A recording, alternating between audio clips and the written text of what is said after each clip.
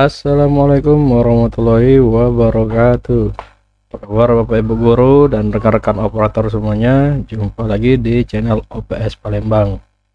Nah, jadi pada video kali ini Bapak Ibu, saya menemukan salah satu guru saya. Jadi ada salah satu guru saya yang sudah selesai kuliah UT jurusan PGSD, tapi belum mendapatkan ijazah dari universitasnya ya, dari UT-nya. Lalu dia bertanya kepada saya, apakah dia bisa mengikuti PPG 2022. Nah, karena penasaran, lalu saya malam ini mau coba buka datanya ya. Mau coba buka data SIM PKB-nya. Ntar saya loginkan dulu. Nah, jadi Bapak saya nih, dia ini sudah selesai Bapak Ibu ya. Sudah selesai tapi belum mendapatkan ijazah. Jadi dia penasaran nih. Kira-kira dia bisa nggak ikut PPG ya. Dan ada masukan juga, tapi saya sih belum percaya. Ada masukan juga katanya kalau yang belum selesai kuliah atau masih aktif kuliah atau sedang menunggu ijazah itu bisa dilampirkan surat keterangan masih kuliah. Nah, seperti ini saya cari di Google ya. Seperti ini, surat keterangan seperti ini. Ini yang menyatakan bahwa sementara ini menunggu proses perekaman data alumni pada pangkalan data pada Dikti ya. Nah, ini sudah selesai tapi ijazahnya belum keluar Bapak Ibu. Apakah surat ini bisa dipakai untuk pengganti ijazah? Nah, seperti itu ya. Kalimat sederhananya. Apakah surat keterangan ini masih bisa dipakai sebagai pengganti ijazah S1? Sebelum ke sana Bapak Ibu, saya cek dulu data Dapodiknya ya. Karena karena data yang dipakai untuk calon peserta PPG 2022 ini adalah data Dapodik per 30 Januari 2022. Nah, jadi apapun yang terdata di Dapodik per 30 Januari 2022, data itulah yang dipakai Bapak Ibu. Nah, sekarang sudah S1 tapi belum terinput Dapodik. Nah, itu berarti ada kelalaian Bapak Ibu ya. Nah, ini saya contohkan, ini masih pendidikan terakhirnya masih bahasa Inggris Bapak Ibu ya. Bahasa Inggris. Karena penasaran, saya langsung coba masuk ke halaman PPG-nya. Masuk ke biodata.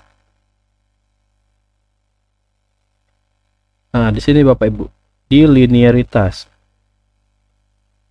Nah, ini karena ini belum diisi ya. Baik, saya akan coba mengisinya. Oke, ini perguruan tingginya PGRI ya, PGRI Palembang. Program studinya bahasa Inggris, kita coba ya, bahasa Inggris. Pendidikan bahasa Inggris ya. Program studi, oke. Jenjang pendidikan S1 tahun lulus 2005 Bapak Ibu ya, ini 2005. Jenjang bidang studi yang ini karena dia mengajar di SD, kita pilih SD.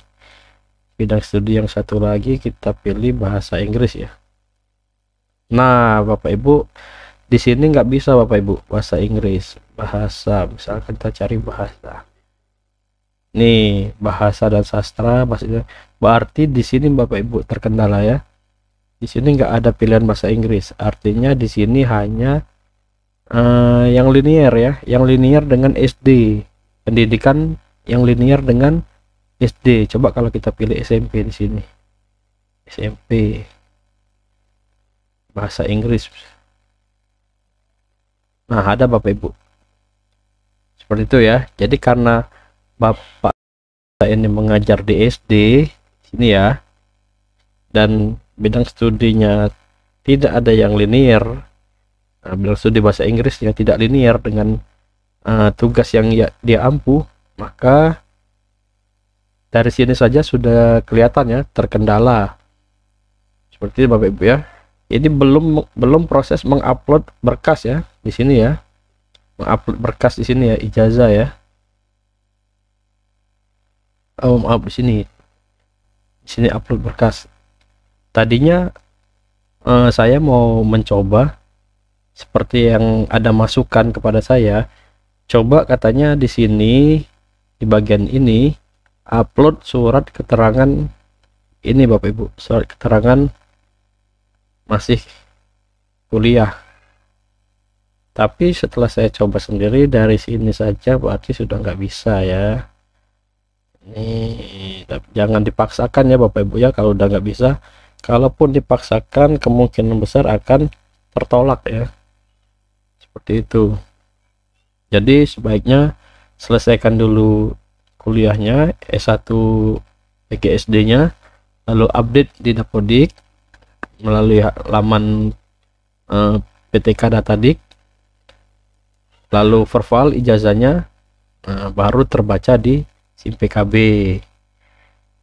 barulah linear dengan tugas yang diampu sebagai guru SD ya, seperti itu Bapak Ibu. Nah, mungkin itu saja informasi yang saya sampaikan malam ini, tanggal 15 bulan 2 2022. Terima kasih, saya akhiri. Assalamualaikum warahmatullahi wabarakatuh. Dadah.